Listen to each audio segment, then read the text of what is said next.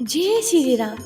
आज की इस पावन कथा में हम जानेंगे मंगलवार व्रत का महत्व, इसकी महिमा और वह चमत्कारी कथा जिसने अनेक भक्तों का जीवन बदल दिया। इसीलिए कथा को अंत तक अवश्य सुने, क्योंकि हो सकता है कि आज हनुमान जी का कोई विशेष संदेश आपके लिए ही हो।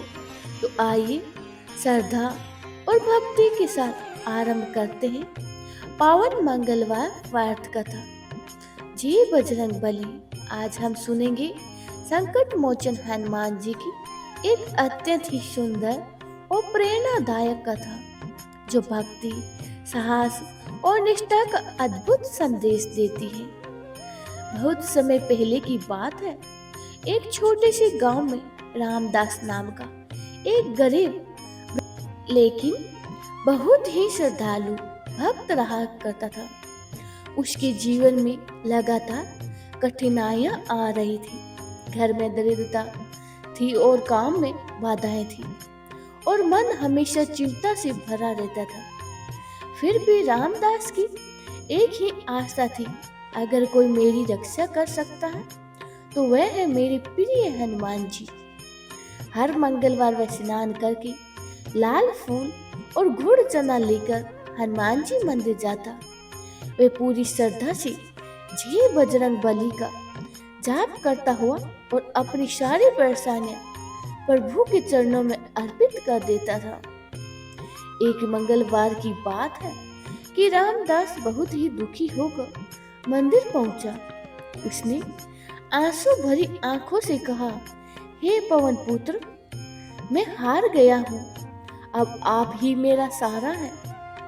उस रात उसी स्वप्न में हनुमान जी के दर्शन हुए। प्रभु ने मुस्कुराकर कहा, भक्त, धैर्य मत खो, सच्ची भक्ति कभी व्यर्थ नहीं जाती। कल प्रातः गांव के बाहर जो सूखा पीपल का वृक्ष है, उसके नीचे आकर देखना। अगली सुबह रामदास वहां पहुंचा। उसने देखा कि पीपल के नीचे एक पुराना संदूक दबा हुआ था। जब उसने उसे खोला तो उसमें कुछ सोने की सिक्की, एक प्राचीन ताम्रपत्र और संदेश लिखा था, जो सच्चे मन से राम नाम जपे संकट उसके पास नहीं टिके। रामदास की आंखों से आंसू बह निकले।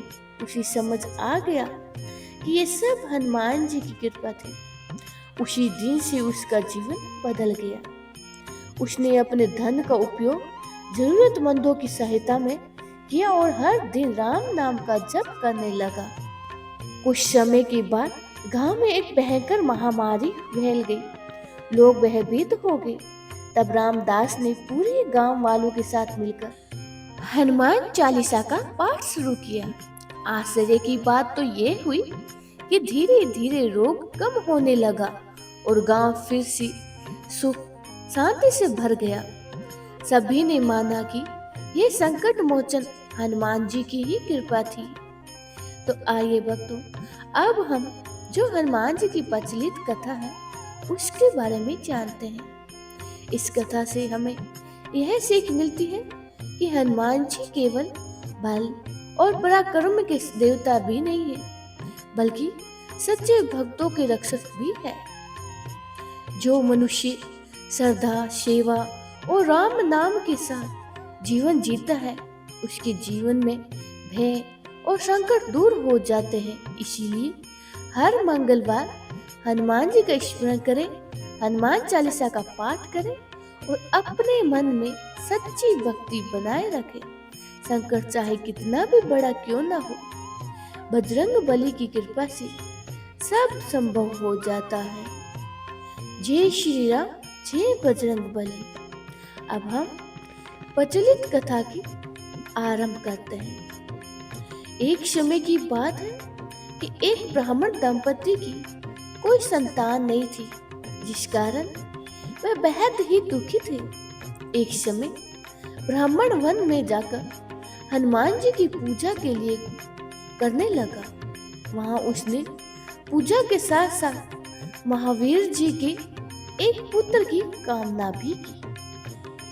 और घर पर उसकी स्त्री भी पुत्र प्राप्ति के लिए मंगलवार का व्रत करती थी।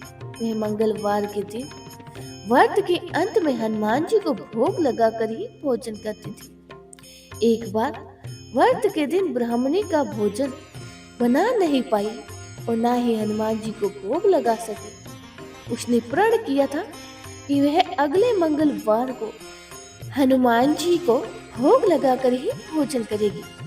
वह भूखी प्यासी 6 दिन तक पड़ी रही। मंगलवार के दिन वह बेहोश हो गई।